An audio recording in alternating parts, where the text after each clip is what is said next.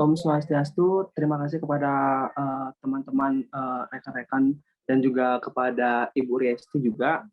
Baik, kita kembali lagi kepada kuliah pada hari ini, yaitu pada pengantar bisnis, dan kita akan beranjak pada materi manajemen dan eksekutif. Nah, untuk sebagai permulaan, kita akan perkenalan terlebih dahulu. Silakan next.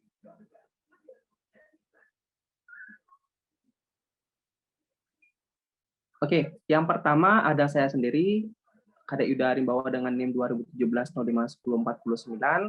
Baik, lanjut. Baik, perkenalkan nama saya Putu Satyadadi Saputra dengan NIM 2017-051036. Baik, perkenalkan nama saya Putu Hermanata dengan NIM saya. Baik, perkenalkan nama saya Rahel Liaris Juliani dengan NIM 2017051059 dan yang terakhir teman saya. Baik, terima kasih atas kesempatannya. Perkenalkan nama saya Kadek Megi Dwi Cahyani dengan NIM 2017051043. Untuk selanjutnya saya kembalikan ke moderator. Terima kasih.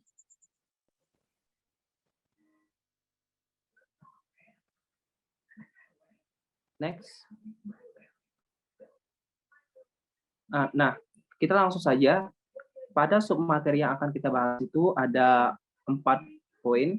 Yang pertama mengenai cakupan manajemen, yang kedua mengenai fungsi-fungsi manajemen, yang ketiga mengenai definisi eksekutif, dan yang terakhir mengenai manajemen puncak dan tingkatan manajemen. Next.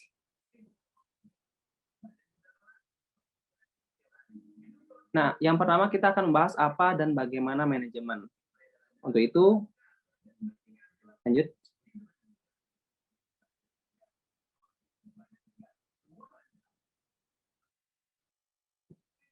Oke, apa dan bagaimana manajemen itu kan merupakan pertanyaan dasar ya. Apa sih itu manajemen? Nah, ada beberapa ahli nih yang mengemukakan pendapat mereka terkait penjelasan manajemen itu sendiri. Yang pertama dari John G. Glover.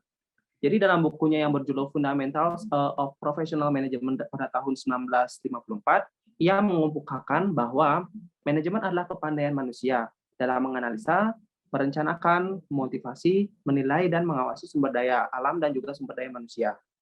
Lanjut ke Oliver Sheldon. Oliver Sheldon pada bukunya yang berjudul The Philosophy of Management pada tahun 1932, ia mengemukakan bahwa manajemen sebagai fungsi dalam industri mengenai pelaksanaan policy di dalam batas yang ditetapkan dalam administrasi dan lapangan kerja. Nah, kita lanjut ke ilmuwan yang ketiga dari Louis Allen, yang dalam bukunya yang berjudul Management and Organization pada tahun 1959. Ia mengemukakan bahwa manajemen adalah suatu bentuk pengetahuan yang sistematis, yang didasarkan pada prinsip umum. Nah, pada kali ini, kita akan membahas manajemen sebagai suatu kegiatan planning, organizing, staffing, coordinating, dan controlling pekerjaan orang lain untuk mencapai suatu tujuan tertentu atau suatu tujuan bersama. Lanjut.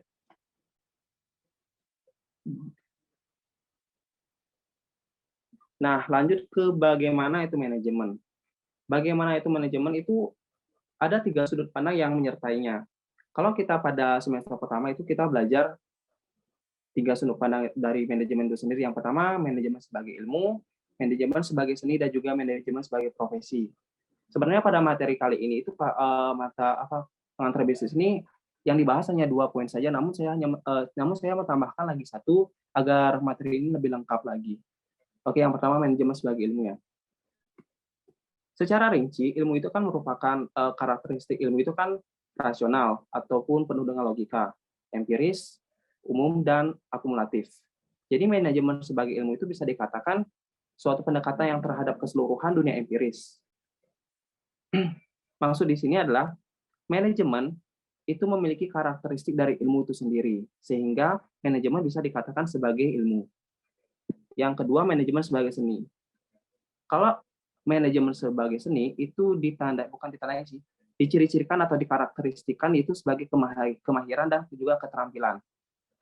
Jadi manajemen itu dipandang sebagai keahlian, kemahiran, kemampuan, dan juga keterampilan dalam menerapkan prinsip, teknik, metode dalam menggunakan sumber daya manusia, baik sumber daya manusia ataupun sumber daya alam secara efektif dan efisien dalam mencapai tujuan tertentu.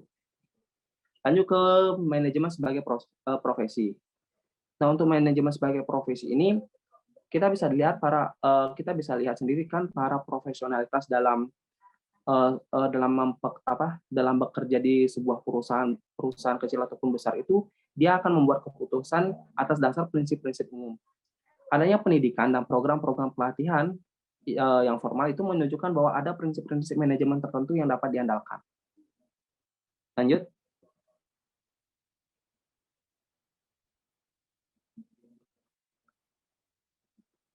Mengenai sejarah latar belakang sejarah manajemen modern. Ada sebenarnya banyak sih yang memperkasai dari sejarah ini, namun saya hanya menyertakan 4 poin. Yang pertama adalah scientific management atau manajemen ilmiah. Scientific management itu digagasi oleh dengan nama Frederick Winslow Taylor. Jadi yang dimaksud dengan manajemen ilmiah itu adalah penggunaan metode ilmiah untuk menentukan cara terbaik dalam menyelesaikan suatu pekerjaan. Maksudnya itu dalam menyelesaikan suatu pekerjaan itu sendiri, ada metode-metode yang digunakan dalam kurung yang digunakan untuk mendapatkan cara terbaik dalam pelaksanaan atau pemecahan masalahnya. Terus ada lagi dari dari tokoh Henry Fayol yang mengajukan bahwa ada gagasan 5 fungsi utama dalam manajemen itu sendiri.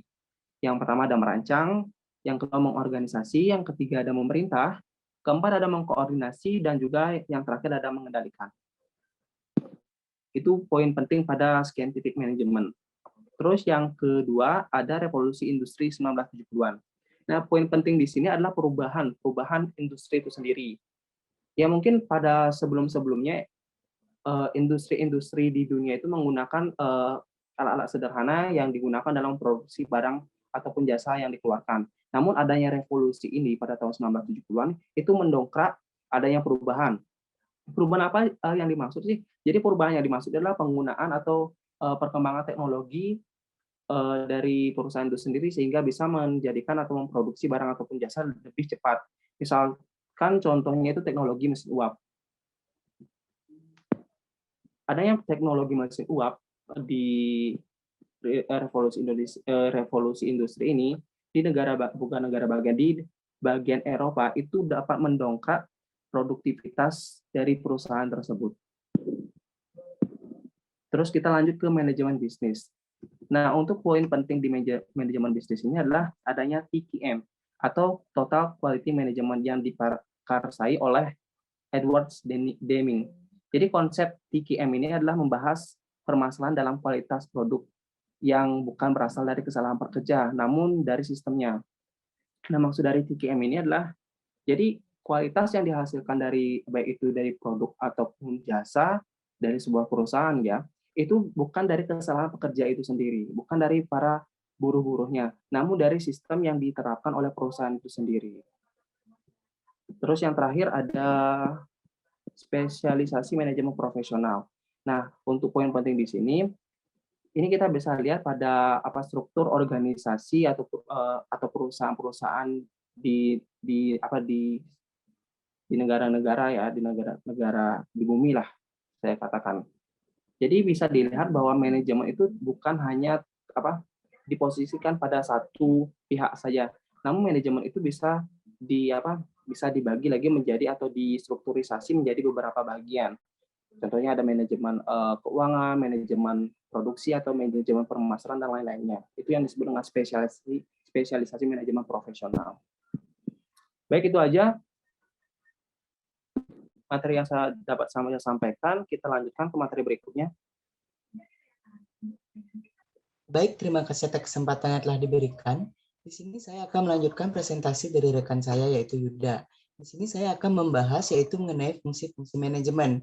Nah, fungsi-fungsi manajemen itu banyak sekali yang membahas dan ada beberapa yang berbeda dari beberapa sumber. Namun di sini saya ambil dari satu sumber yaitu Pengantar Bisnis yang dikarang oleh Bu cari, yaitu fungsi-fungsi manajemen itu ada 4, yaitu yang pertama ada planning, yang kedua ada organizing dan staffing, kemudian yang ketiga ada coordinating, dan yang keempat ada controlling. Baik, pertama saya akan membahas apa itu planning. Nah, planning itu merupakan fungsi manajemen yang berhubungan dengan persiapan, di mana di sini akan dilakukan sebuah penetapan tujuan dan strategi apa yang dilakukan untuk mencapai tujuan tersebut. Nah, kegiatan-kegiatan yang ada di planning itu bisa berupa, yaitu yang pertama, menetapkan tujuan perusahaan. Yang kedua juga ada memformulasi polisi bisnis, prosedur, dan program. Kemudian yang ketiga ada menyediakan metode pengawasan keuangan, seperti penggunaan anggaran dan prosedur pengawasannya seperti apa. Nah, seorang manajemen atau top manajemen itu harus memutuskan beberapa hal dalam melakukan sebuah planning. Nah, biasanya keputusan-keputusan tersebut bisa disusun dalam 5W1H. Yang pertama bisa di mana akan didirikan sebuah perusahaan untuk melakukan bisnis, kapan akan didirikannya, bagaimana cara mendirikan atau cara memperoleh modalnya, kemudian juga ada siapa yang akan membangun, itu semua harus direncanakan dan harus dipertimbangkan secara matang untuk memulai sebuah bisnis. Nah, setelah mempersiapkan dengan matang, kita beranjak ke fungsi manajemen yang kedua, yaitu organizing dan staffing. Di mana organizing dan staffing ini merupakan yaitu kelanjutan dari fungsi manajemen yang barusan tadi, yaitu planning, di mana rencana yang sudah dibuat itu akan direalisasikan menjadi kenyataan. Jadi rencana yang sudah dibuat tersebut bukan hanya sekadar angan-angan atau rencana saja, namun di organizing ini sudah mulai direalisasikan dan sudah dilakukan. Nah, untuk merealisasikannya itu perlu dibentuk sebuah organisasi dan prosedur-prosedur yang akan dilakukan. Kemudian mengalokasikan fungsi-fungsi dan kewajiban unit organisasi dan individu-individu. Nah, tugas dari organizing ini adalah merancang suatu tim kerjasama yang akan dilakukan di bisnis tersebut, serta mengatur aturan otoritas dan komunikasi dalam berbagai jenjang di organisasi. Jadi di setiap jenjang organisasi tersebut akan dilakukan sebuah komunikasi yang baik untuk membangun sebuah bisnis. Kemudian di sini juga ada yang terakhir, yaitu staffing. Nah, staffing di sini yaitu memilih dan mengembangkan personil-personil, terutama yang membantu di tingkat eksekutif formal. Nah, setelah fungsi organizing dan staffing, yang ketiga yaitu adalah ada fungsi, yaitu fungsi coordinating. Nah, apa sih fungsi coordinating? Dilihat dari katanya, yaitu adalah coordinating atau koordinasi, di mana di sini akan ada suatu kegiatan untuk mengkoordinasikan sesuatu. Nah, jadi di coordinating ini akan mengintegrasikan. Nah, apa sih yang diintegrasikan? Yaitu berbagai unit-unit yang berbeda, seperti prosedur, orang, polisi, serta perencanaan. Nah, hal-hal tersebut akan diintegrasikan dengan baik. Nah, makin besar organisasi, maka makin penting juga fungsi ini, karena koordinasi itu harus ada pada setiap tingkatan organisasi. Di sini bisa kita ambil contoh, yaitu adalah seorang mandor. Nah, seorang mandor itu kan harus melihat bagian produksi misalnya. Nah, bagian produksi tersebut dikoordinasikan dengan departemen apa saja. Tentu departemen yaitu departemen mengenai bahan baku. Mengapa demikian? Karena untuk melakukan sebuah produksi, kita harus koordinasi dengan departemen bahan baku. Apakah bahan bakunya masih tersedia atau bahan bakunya itu sudah habis. Jadi kita harus melakukan koordinasi, seperti itu salah satu contohnya. Nah, kebanyakan pekerjaan dari koordinasi ini dapat berjalan secara otomatis melalui berbagai manajer, asal prosedur yang dilakukan itu sudah ditetapkan. Nah, kemudian yaitu ada yang fungsi keempat. Nah, fungsi keempat di sini yaitu adalah controlling. Nah, apa sih fungsi controlling di sini? Controlling di sini kan fungsinya itu adalah untuk mengatur atau untuk kontrol, di mana kita akan mengontrol rencana yang sudah dibuat tersebut untuk mencapai tujuan dari sebuah perusahaan. Jadi kan di sini kita membangun sebuah rencana, misalkan rencana kapan didirikannya, terus modelnya dari mana saja. Nah, itu harus diarahkan, harus dikontrol dengan baik yang benar agar mencapai tujuan yang sudah ditentukan atau tujuan yang diinginkan. Jadi itu harus dikontrol lagi agar tidak kemana-mana jadinya. Nah, mengontrol di sini bukan berarti yaitu kita memberikan perintah atau komando atau sengaja mencari kesalahan-kesalahan yang ada. Namun di sini kita itu harus belajar bagaimana membimbing, bagaimana menolong, mengcoaching agar planning yang sudah kita buat itu berjalan dengan lancar. Seperti itulah sebenarnya eksistensi dari controlling ini. Jadi seorang manajemen itu bukan berarti memberikan perintah saja, namun bagaimana cara melatih seseorang agar bisa mencapai goals-nya tersebut. Nah, di sini ada yang namanya yaitu the control cycle, atau yang bisa disebut dengan yaitu siklus dari sebuah pengawasan. Nah, di mana untuk melakukan manajer untuk melakukan pengawasan, yang pertama siklusnya yaitu adalah top managers akan menetapkan standar prosedur. Jadi di dalam prosedur tersebut sudah ditetapkan standar-standar yang akan dipenuhi ketika melakukan suatu kinerja. Jadi top manager akan menetapkan itu terlebih dahulu sebelum melakukan pekerjaan. Nah, kemudian manajer akan mengukur kinerja pada setiap tingkatan. Jadi di setiap tingkatan organisasi tersebut akan diukur bagaimana kinerja yang dilakukan. Apakah kinerjanya itu sudah baik, ataukah kinerjanya itu belum baik. Itu akan diukur oleh manajer. Kemudian yang ketiga, kinerja-kinerja yang sudah diukur itu akan dibandingkan dengan standar. Nah, kan di pertama itu kita manajer itu sudah menentukan standar-standar apa yang harus dipenuhi. Nah, di ketiga ini kinerja tersebut akan dibandingkan apakah sesuai dengan standar yang ditentukan ataukah melebihi standar, atau bisa terjadi itu kurang dari standar. Kalau kurang dari standar kan artinya itu tidak berjalan dengan baik kinerjanya. Jadi bisa dikontrol dari sini. Kemudian yang keempat, ketika sudah menemukan kinerja yang tidak sesuai dengan standar, akan dilakukan koreksi-koreksi. Penyimpangan-penyimpangan apa yang terjadi, kok bisa tidak bisa memenuhi standar. Nah, di sana dikoreksi, misalkan apa sih yang terjadi di kinerja tersebut, kenapa bisa gagal, atau kenapa bisa terjadi seperti ini. Di sana akan dilakukan koreksi terlebih dahulu. Nah, seperti itulah cycle atau siklus dari sebuah pengawasan yang ada di sebuah organisasi. Jadi ditentukan dari standar lebih awal hingga koreksi dari penyimpangan yang terjadi dari penyimpangan standar tersebut, seperti itu. Ini akan materi yang saya sampaikan. Kemudian materi selanjutnya akan dibawakan oleh rekan saya. Terima kasih.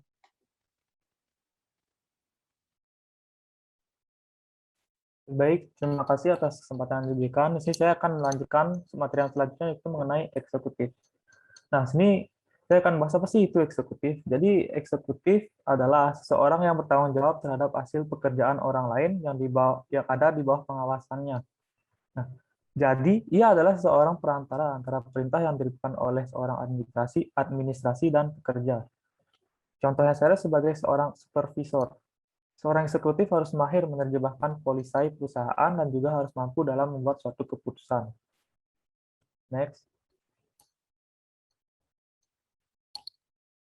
Nah, jadi seorang eksekutif yang sebagai pembuat keputusan itu, dia harus memiliki pengetahuan dan kemampuan dalam beberapa keterampilan atau skills, yaitu yang pertama ada technical skills, yang kedua ada human relation skills, yang kedua ada conceptual skills, yang keempat ada decision making skills, dan yang terakhir ada time management skills. Nah, di sini saya akan membahas bagian yang pertama, yaitu mengenai technical skills. Nah, jadi technical skills di sini merupakan keterampilan yang harus dimiliki seseorang untuk melakukan pekerjaan khusus. Misalnya seorang ilustrator harus terampil dalam menggambar.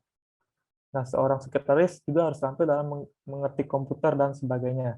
Nah, seseorang yang dapat mengembangkan keterampilan ini dapat melalui pendidikan, pelatihan, dan pengalaman. Jadi keterampilan teknik ini sangat penting bagi first line manager, karena kebanyakan manajer level ini banyak yang sibuk membantu para pegawainya yang peroleh duduk kasus dalam pekerjaannya.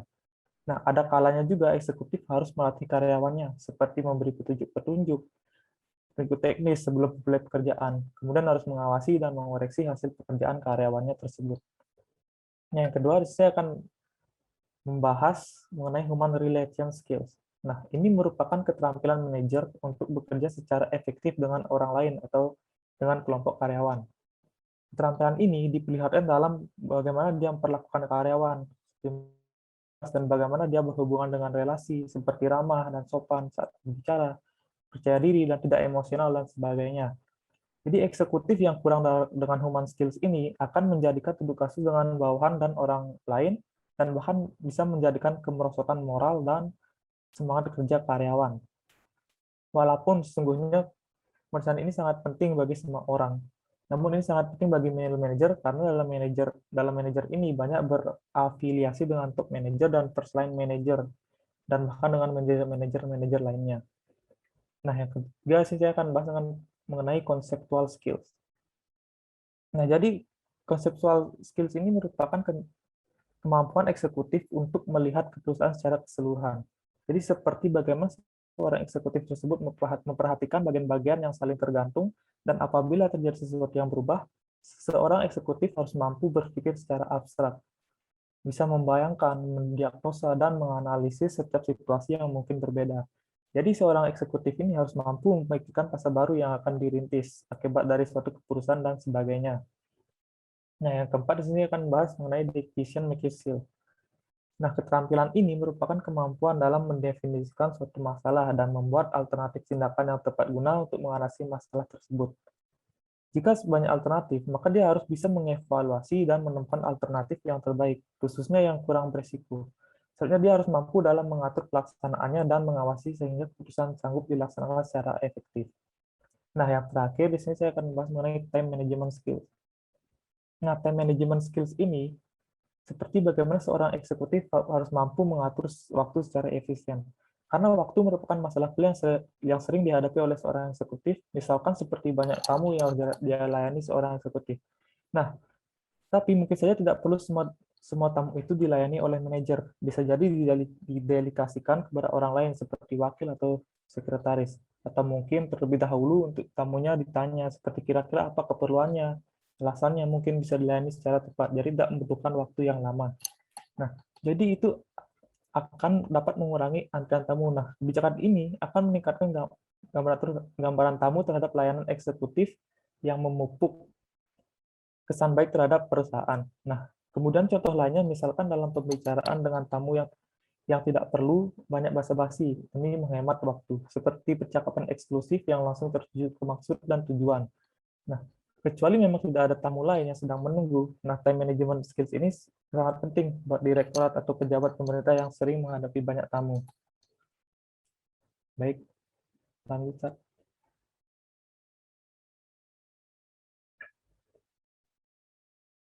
Nah, selanjutnya di sini saya akan membahas materi selanjutnya mengenai mutu perilaku seorang eksekutif yang baik.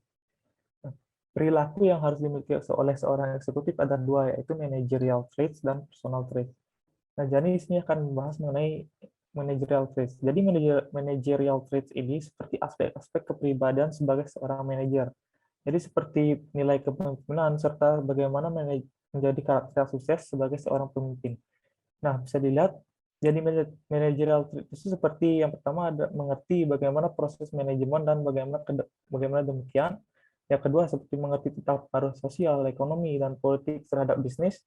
Nah, yang ketiga seperti memiliki keterampilan konseptual untuk mengambil keputusan.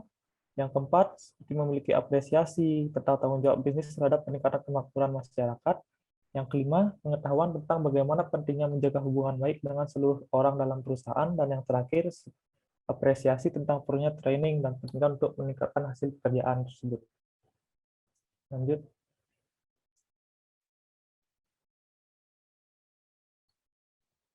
Nah, dengan adanya managerial traits tadi, tidak menjamin menjadikan seseorang sebagai eksekutif yang kompeten. Oleh sebab itu, perlu ditambahkan personal traits. Jadi, personal traits ini merupakan sifat yang menyatakan secara konsisten dalam perilaku individu di berbagai situasi yang berbeda, yang stabil dari waktu ke waktu. Nah, jadi personal trait ini seperti yang pertama memiliki kemampuan memimpin orang lain, yang kedua keinginan untuk bekerja sama dengan orang lain, yang ketiga ada kemampuan untuk mendengar pendapat orang lain dan tetap dengan berpikiran terbuka, mendengar sampai semua fakta terungkapkan, yang keempat itu keinginan menerima tanggung jawab, dan kelima pendekatan dinamis terhadap ide, baik itu ide baru maupun ide lama. Yang keenam ada menjaga moral tinggi dan etika. Yang ketujuh, kemampuan berkomunikasi secara efektif baik dalam bentuk tertulis maupun dalam bentuk lisan. Dan yang terakhir, memiliki stabilitas emosional pada setiap saat tanpa melihat apapun tekanan yang datang dari luar. Nah, jadi pada mutu perilaku seorang eksekutif yang baik, intinya setiap manajer paham dan mengerti dalam manajemen seperti keinginan untuk kerjasama dengan orang lain, kemampuan untuk mendengar pendapat orang lain, dan tetap dengan pikiran yang terbuka. Nah, tentunya juga dengan menjaga moral tinggi dan etika. Jadi sekian dari saya. Untuk materi yang selanjutnya akan dijelaskan oleh rekan saya.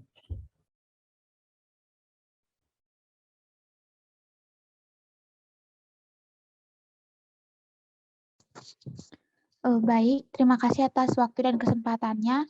Di sini saya akan melanjutkan pembahasan mengenai usaha untuk mencapai manajemen puncak.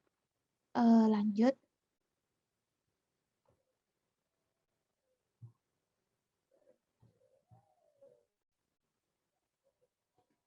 Baik, dalam slide terdapat 8 tahapan yang harus dilewati guna mencapai posisi puncak dalam jenjang karir seseorang, sehingga orang tersebut dapat dikatakan mencapai posisi manajer eksekutif atau posisi direktur sebuah perusahaan.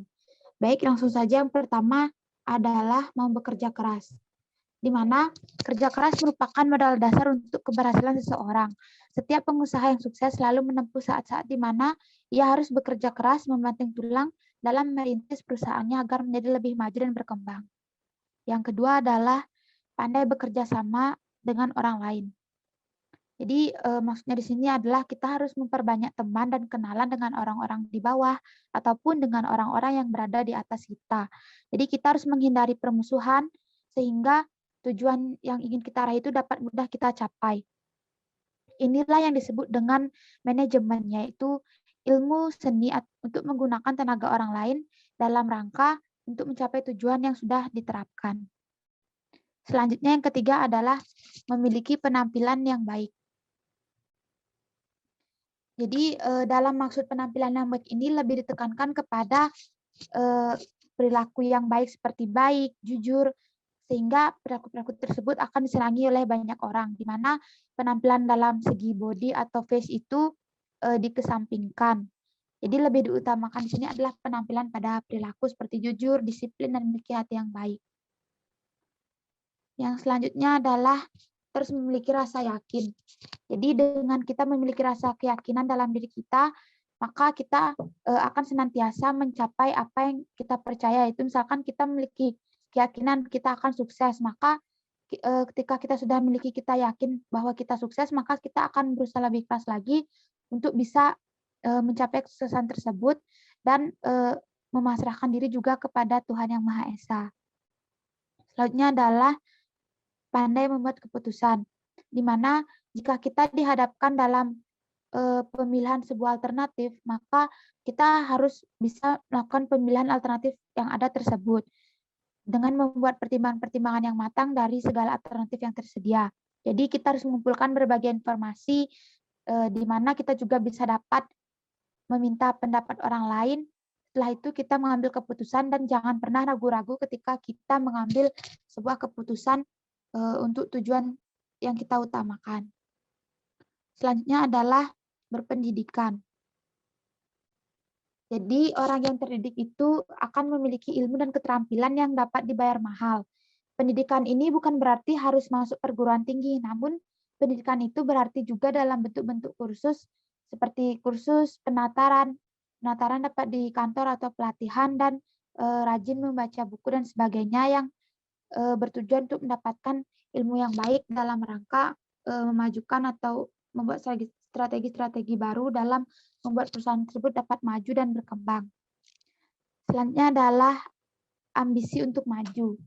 Jadi kita dituntut harus memiliki semangat yang tinggi dan mau berjuang untuk maju. Jadi orang-orang yang gigih dalam kehidupan akan senantiasa bergerak lebih maju daripada orang-orang yang cenderung pasif.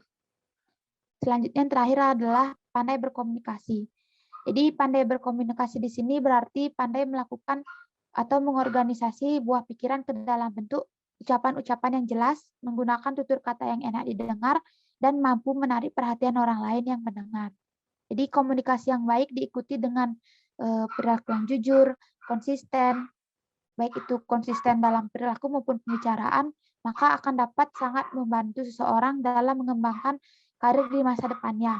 Akhirnya dengan keterampilan berkomunikasi tersebut, seseorang dapat mencapai puncak karir dan meraih kursi empuk yang menjadi idaman setiap orang. Baik, sekian yang bisa saya sampaikan. Untuk materi selanjutnya akan dijelaskan oleh teman saya. Terima kasih.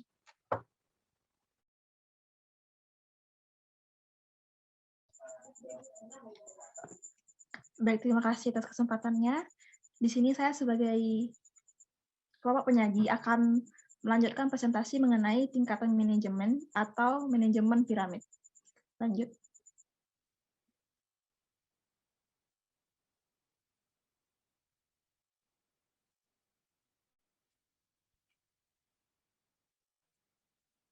Nah, tingkatan manajemen ini disebut dengan manajemen piramid. Nah, kenapa demikian? Nah, sebelum kita beranjak pada hal tersebut, mari kita bahas 3 jenis tingkatan manajemen itu sendiri.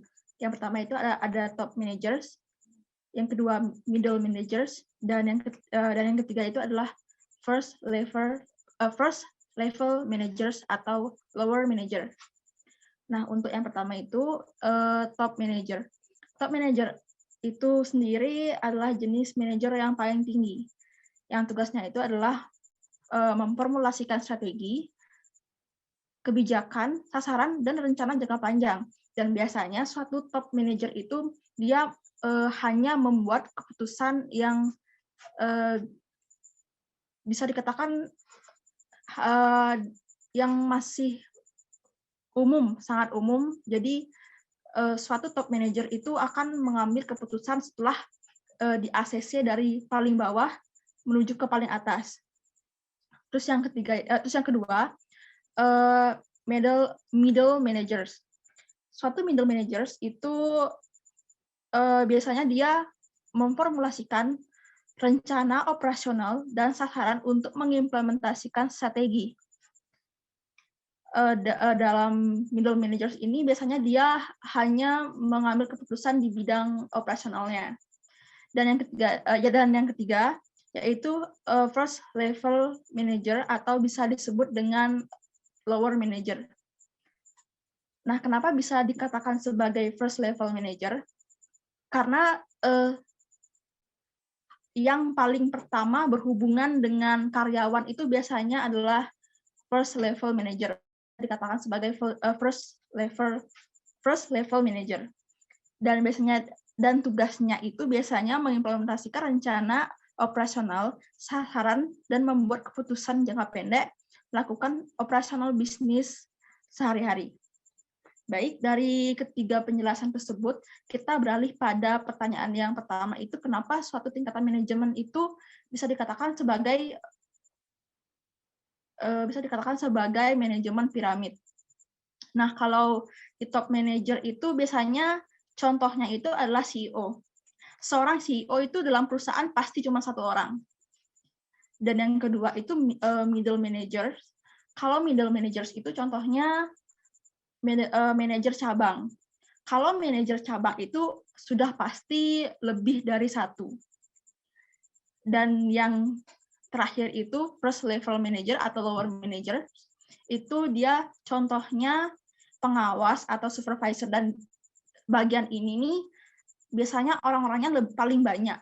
Maka dari itu kalau CEO misalkan cuman satu orang, kalau middle managers itu 2 orang, dan first level manager itu misalkan 5 orang. Jadi bisa kita lihat kenapa suatu tingkatan manajer itu berbentuk piramid. Baik, untuk selanjutnya. Baik, di sini saya akan menjelaskan mengenai pimpinan 3 arah. Nah, pimpinan 3 arah itu adalah seorang yang mampu membagi dirinya dalam menghandle di berbagai aspek. Lanjut.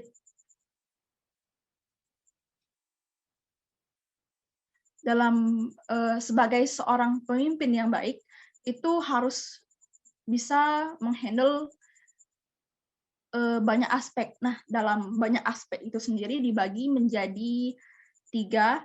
Yang pertama itu lead up, yang kedua lead across, dan yang ketiga itu adalah lead down. Yang pertama itu adalah lead up. Lead up itu adalah menjalin hubungan dengan pemimpin. Misalkan seorang manajer cabang itu dia harus mengadakan komunikasi yang baik dengan CEO-nya. Dan yang kedua itu lead across. Lead across itu adalah menjalin hubungan yang baik dengan teman sekawannya. Misalkan satu karyawan dengan karyawan lain itu harus menjalin hubungan yang baik agar nanti suatu pekerjaan dapat terselesaikan dengan baik juga. Dan yang terakhir itu lead down. Lead down itu adalah menjalin hubungan yang baik dari atasan ke bawahan. Misalkan dari CEO itu harus mengadakan hubungan yang baik dengan bawahannya supaya bawahannya itu dapat bekerja lebih giat lagi. Misalkan seorang CEO juga dapat memberi support kepada karyawannya atau memberi penghargaan ke karyawannya supaya karyawan dapat bekerja lebih giat lagi. Baik, segitu materi dari saya. Untuk selanjutnya, saya kembalikan ke moderator. Terima kasih.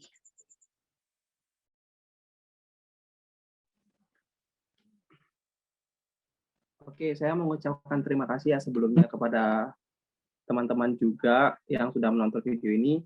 Jadi sekian juga sih presentasi dari kelompok kita itu. Apabila dari kalian ada hal yang mengganjal di hati ataupun mungkin mengganjal di pikiran kalian, itu bisa tanyakan nanti pada perkuliahan pada hari Kamis.